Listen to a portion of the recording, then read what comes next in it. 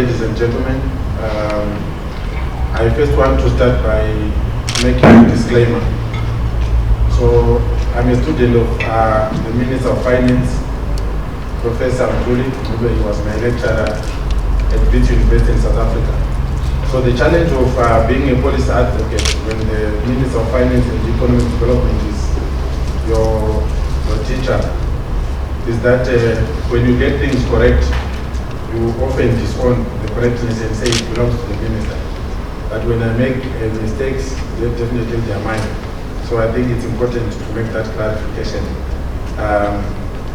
to ensure that the minister's good name remains. So that's the disclaimer. I want to recognize colleagues from various economic support institutions. I gather we are soon going to be joined by officers from the Ministry of Finance, from the Zimbabwe Investment Development Authority. Yet we are also getting colleagues from Zimbabwe who are coming, that's the Zimbabwe Revenue Authority. We do have colleagues from the Zimbabwe National Chamber of Commerce who are also coming. And thank you to the Zimbabwe Economic Society for gracing this occasion. We do have colleagues from the media. I think very important in that the 50th Estate supports us in making sure that the policy proposals get known by the people around Zimbabwe, including the policymakers. We also recognize our colleagues from the President Atlas Network, as well as our partners, the Students for Liberty in Zimbabwe. Thank you so much for coming. And we do have colleagues from civil society, the small to medium enterprise sector, who are doing fantastic work with the Ministry for Small to Medium Enterprise. And the challenge, or rather the issue, the economic status in Zimbabwe, which I'm also happy that our colleagues at Atlas Network are beginning to confront, is the challenge or question of informality of the economy, especially in the developing world. So I gather from the Zimbabwe National Chamber of Commerce website that 64.1% of Zimbabwe's GDP by purchasing power parity is in the informal sector. So when one tries to understand the amount of money circulating in the economy, you can't decipher or know how much is circulating in the formal economy and how much is circulating in the informal economy. We would also know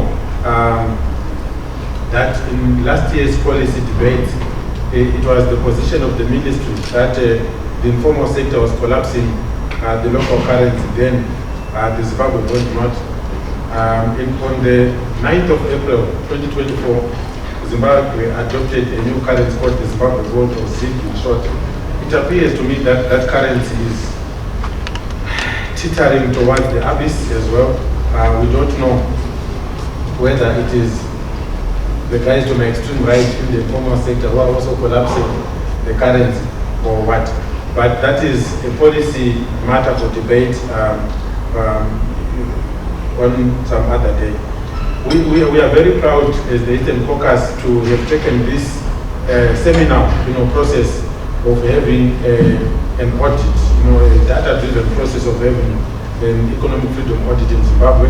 And I would say it is the first one to take place entirely in Zimbabwe via Zimbabwean institution, of course, with international partners.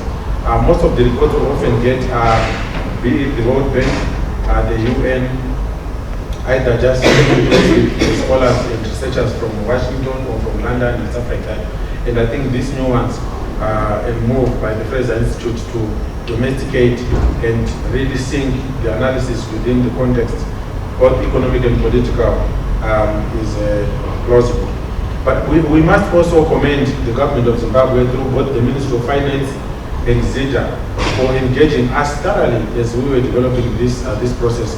We know from Zimbabwe's political historiography that it would have not been easy for the government of Zimbabwe or its agents to engage a private think tank in discussing such depth and delicate issues. So I think it's important for us to acknowledge the policy shift that is taking place within Zimbabwe, and it is also our hope that this launch is not the end in itself.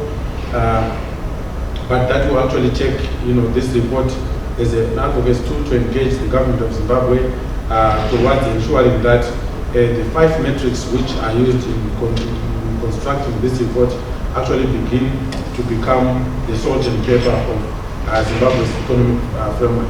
So my role this morning is not to launch or discuss the report, but basically I think just to give you some snippets of the background of where we are coming from and relate with what is happening elsewhere.